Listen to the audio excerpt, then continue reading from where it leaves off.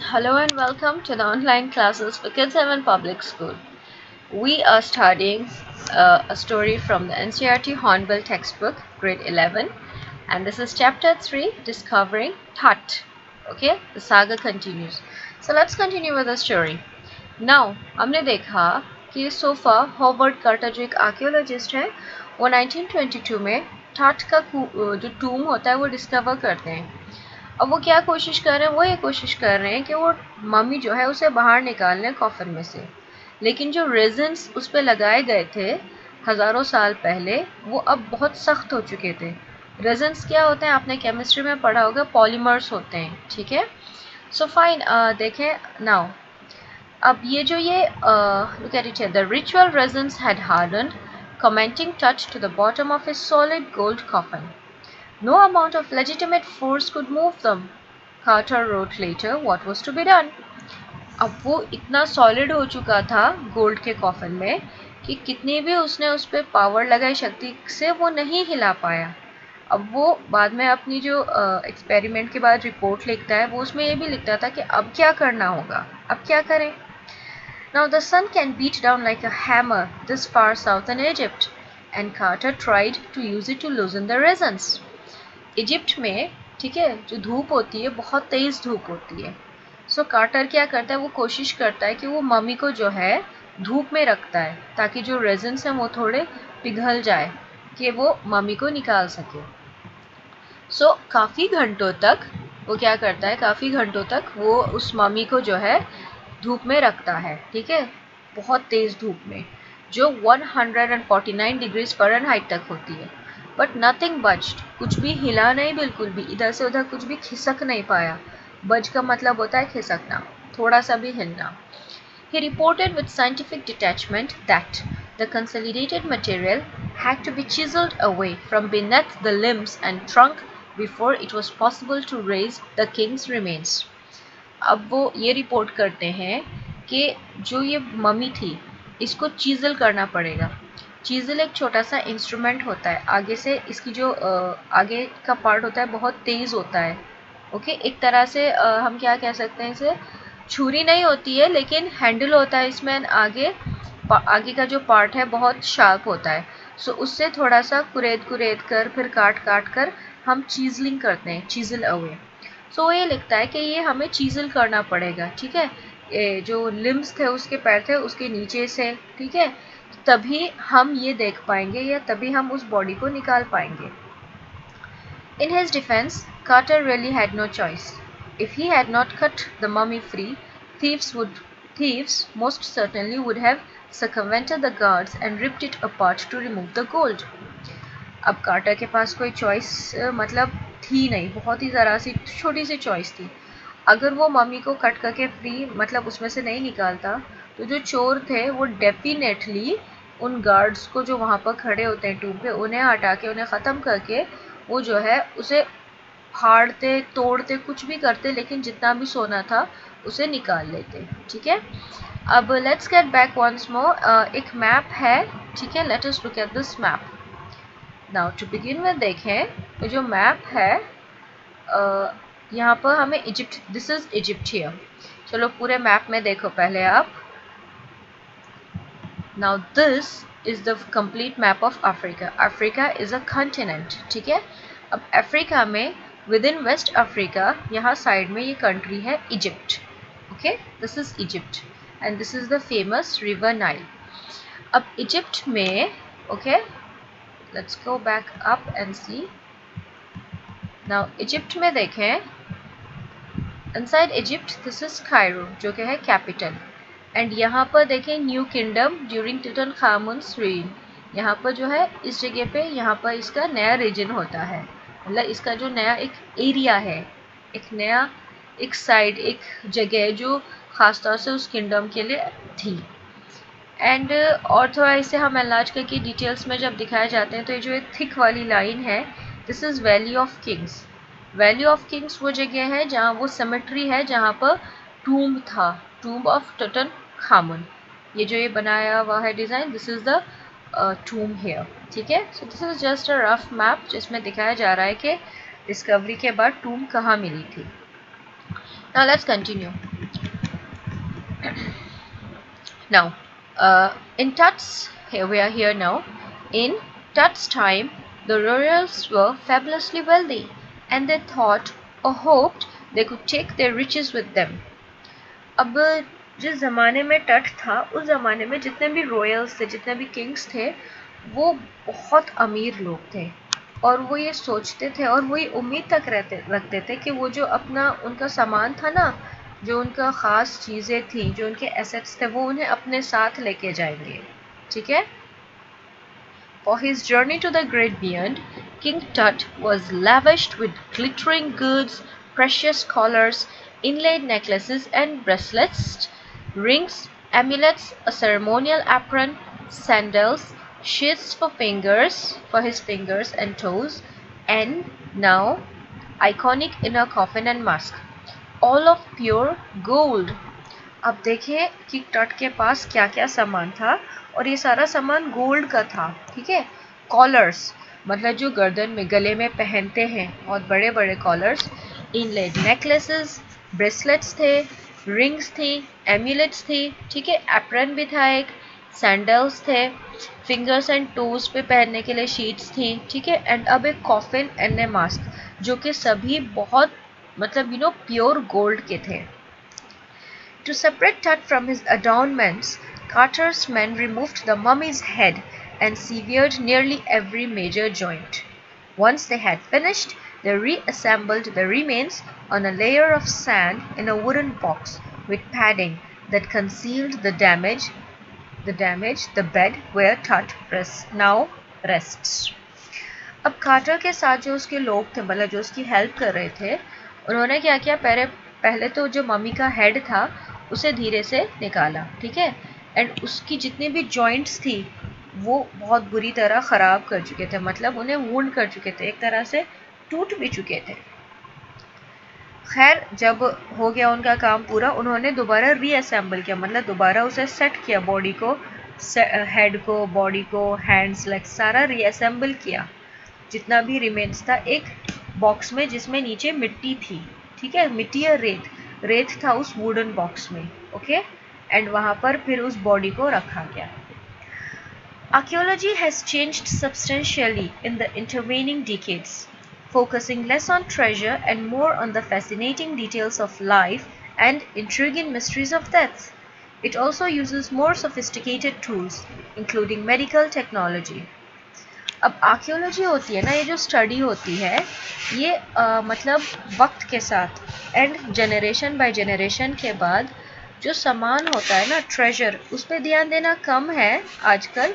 And अब क्या है कि वो ये ढूंढने की कोशिश करते हैं कि जो लाइफ होती है, स्टार्टिंग कैसे थी, एंड अगर कोई डेथ होती है तो वो कैसे हुई थी.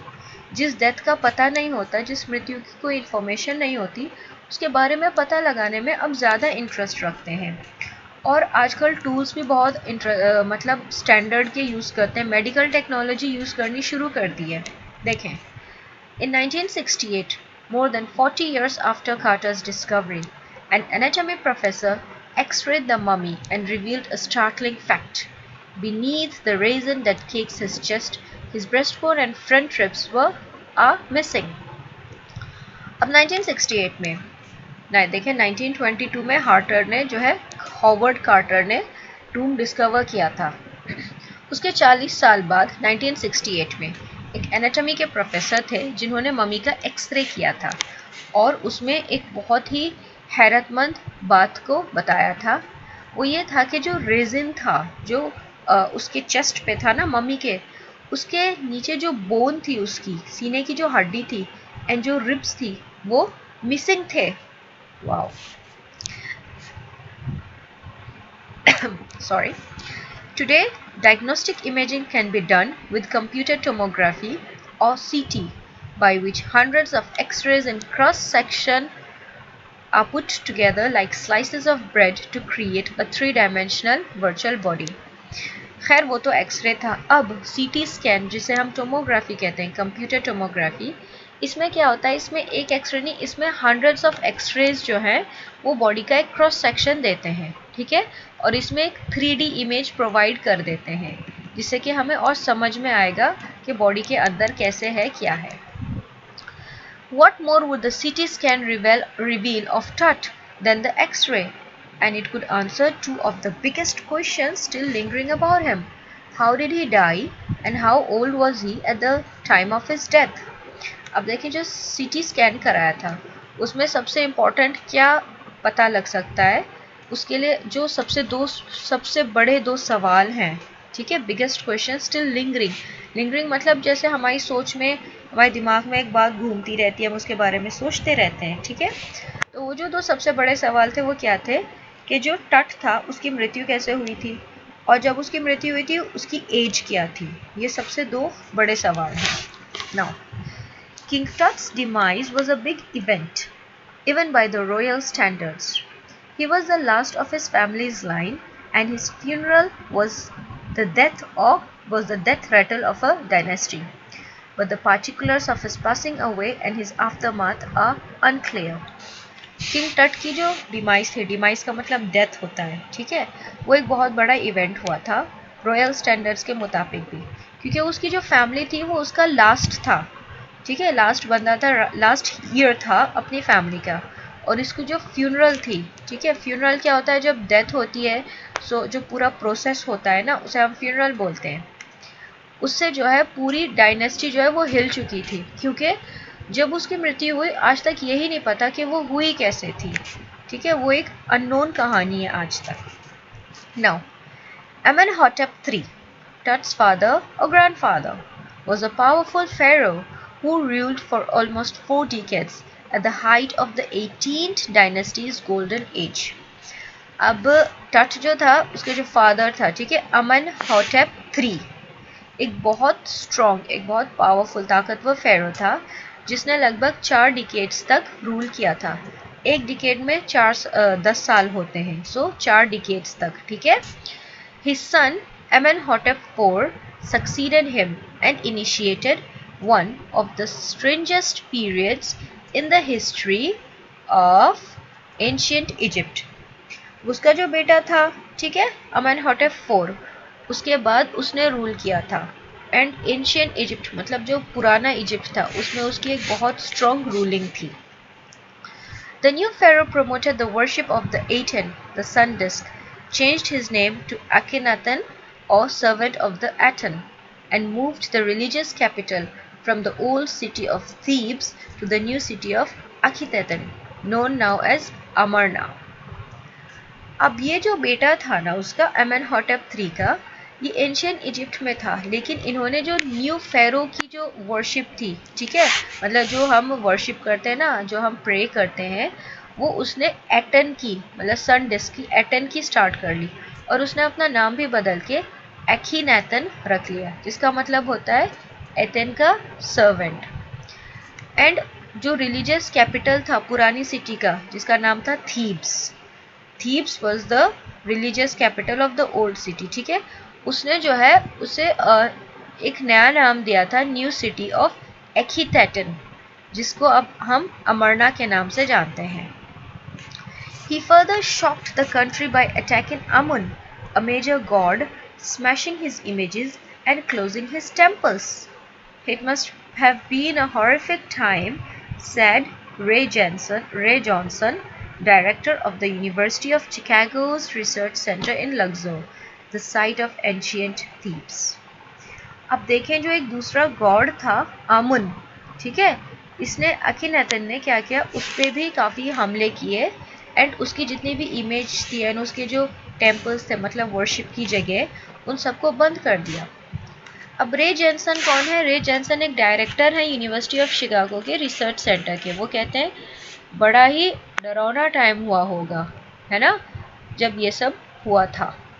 The family that had ruled for centuries was coming to an end, and then Akhenaten went a little wacky. वो क्या सोचता है जो रे जॉनसन है कि जिस खानदान ने इतने सालों तक रूल किया था अब उसका एक आखिर आ रहा है. ओके, सो फाइनली जब Akhenaten की डेथ होती है, a mysterious ruler named Smenkhare appeared briefly and exited with hardly a trace. जब अखीनातन की मृत्यु हुई, एक अननोन रूलर, ठीक है, जिसका कुछ अता पता नहीं सही से, वो आया, ठीक है, सडनली, एंड बहुत कम ही समय तक उसने रूल किया, और वो बहुत चुपचाप इस तरह से गया कि उसकी आज तक उसका कोई नाम व निशान ही नहीं, उसके बारे में कुछ नहीं पता।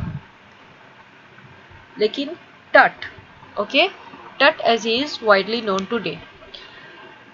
Sorry, and then a very young Tutankhaten took the throne, King Tut as he is widely known today.